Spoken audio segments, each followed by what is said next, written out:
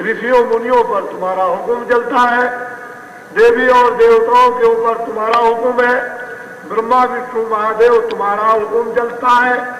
तीन लोग के तुम नाथ थे, हुक्म सब जगह तुम्हारा होता था।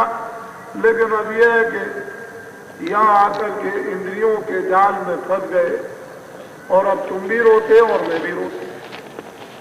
तो हे मन, मैं तुम्हारी दासी हूं और अगर अब की बार तुम मेरा कहना मान लो तो कुछ काम बन जाए तुम्हारा और मेरा भी, तो तुम भी 84 से बच जाओ और मैं भी बच जाऊं, न तुम्हें नरकों में जाना न मुझको जाना। तीन लोक का नाथ कहावे, तीन देव तेरा चेला। बड़े प्यार के साथ अपने दोस्त को जीवात्मा सुरत मना रही। मन इतना धीरे धीरे से मन को मना रही, कहीं बहक न जाए, नाराज न हो जाए, रूठ न जाए, बात न माने। तो बड़े प्यार मोहब्बत में मना रही, तुम अब की बार मेरा एक बात मान। क्या बात मनाना चाहती है? ये रहस्यमयी बात है। एक बात क्या मनाना चाहती है? एक वचन मान लो। ऋषि मुनि सब पर हुक्म चलावे, जति सती सब घेरा। और क्या तारीफ करती है जीवात्मा मन की कि ऋषियों पर, मुनियों पर, जतियों पर, सतियों पर तुम्हारा सब पर हुक्म, तुम्हारे हुक्म को कोई नहीं टालता है। ये तुम्हारी महिमा थी। लेकिन आज तुम जो है इंद्रियों के भोगों में जो गिर गए हो, क्या तुम्हारी दुर्दशा है और क्या मेरी दुर्दशा? दोनों की क्या हालत हो रही? तुम भी रो रहे, मैं भी रो रही हूं। तो अब की बार मैंने कुछ सुना है, तुम मेरी बात को मान लो। हाँ, तेरे बस सुर नर और जोगी, कोई तेरा हुक्म ना फेरा। और जीवात्मा कहती है मन, सुर, मुन, ऋषि सब तुम्हारे हुक्म में, जिसको कह दो जो बात वही, हुक्म नहीं टाल सकते। ये तुम थे जब वहां पर राज करते थे, 3 लोग के मालिक थे, और अब तुम वहां से आए यहाँ आकर के फंस गए कूड़े कचरे में। कुछ इसमें मिलता नहीं है। क्या प्यार से मोहब्बत से समझा रही है उस मन को। हाँ, जिस चाहे तिस जगत बसाए, और चाहे तिस करे निवेरा। कहते हैं जिसको चाहो उसको तुम जगत में फंसा दो, जिसको चाहो उसको पार कर दो। सिंगी ऋषि ने 10,000 बरस तक उल्टे पेड़ पर टंग कर तपस्या की और कुछ नहीं खाया, हड्डी हड्डी उनकी दिखाई देती थी। लेकिन जरा सा झकोला माया का आया और मन हरा भरा हो गया। 10,000 बरस की तपस्या को सेकंडों में खत्म कर दिया। कहते हैं ऋषियों मुनियों, जिसको तुम चाहो पार कर दो और जिसको तुम चाहो फंसा दो। तुम्हारा सबके ऊपर है, एक वचन मान लो। बस एक ही बात मुझको कहनी है, मैं तुम्हारी दासी हूं, तुम मेरे स्वामी हो। ये मन, मेरी एक बात को अब की बार मान। हाँ, ऐसी महिमा सुनी तुम्हारी, ताते तुम पे करूनी। कहते हैं ये महिमा मैंने सुनी है कि इस तरह तुम 3 लोग के मालिक थे, तुम्हारा सब पर हुक्म होता था, कोई बात तुम्हारी टालते नहीं थे। ये मैंने महिमा जब सुनी तो मैं तुमसे निहोरा प्रार्थना मिन्नत करता हूं कि एक बात, हे मन, तुम मेरी मान। ये मन ही तो है सब कुछ कर रहा, और क्या करता? कमंड करता, गरुड़ करता, काम करता, क्रोध करता, लोभ करता, मोह करता। ये मन ही का तो सारा ही है। बैठे बैठे जो फिरते हैं, मन नहीं सोचने देता है। इंद्रियों के दरवाजों पर बैठ करके विषयों का जब रस लेता है तो उसे ये थोड़ी कि मुझे मनकंका घाट पर आना, ये उसको कुछ नहीं है। वो तो अभी तक शाम तक उधम करता था, तूफान करता था, लेकिन रात्रि को 2 घंटे के बाद में मनकंका घाट पर आ गया। ये उसे मालूम थोड़ी है, ये मनी का तो तूफान है और क्या।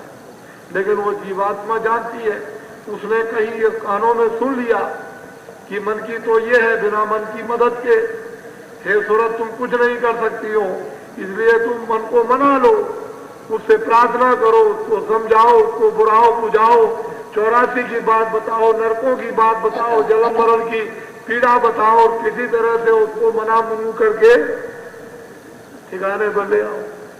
ऐसा बहका हुआ दुश्मन, इसीलिए तो मोहम्मद साहब ने कहा यही मन तो शैतान है, इसी मन से तो लोग तमाम तबाह हो गए, बर्बाद हो गए। इस मन को काबू में करने के लिए बड़ी बड़ी जुतियां निकाली और बड़े बड़े पोथे बन गए, लेकिन मन किसी के काबू में आया ही नहीं। मन बगैर नाम के तो काबू में आता नहीं, जब नाम की चोट पड़ती है, नाम एक शमशेर तलवार, उसके सामने जब ये खड़ा होता है तो इस मन के चिथड़े उड़ जाते हैं, और इस मन को कोई भी बस में नहीं कर सकता है। वही नाम एक शिकंजा है, जब अपने में मन को फंसा देगा तो फिर नहीं छोड़ता। ये है मन, जिसको मनाया जा रहा, समझाया जा रहा, वो जीवात्मा सत्पुरुष की अंश है। और मन ये तो बीच में से एक बखेड़ा खड़ा हो गया, ये यहाँ पर मौज चौज ले रहा, मिलता है उसको कुछ नहीं।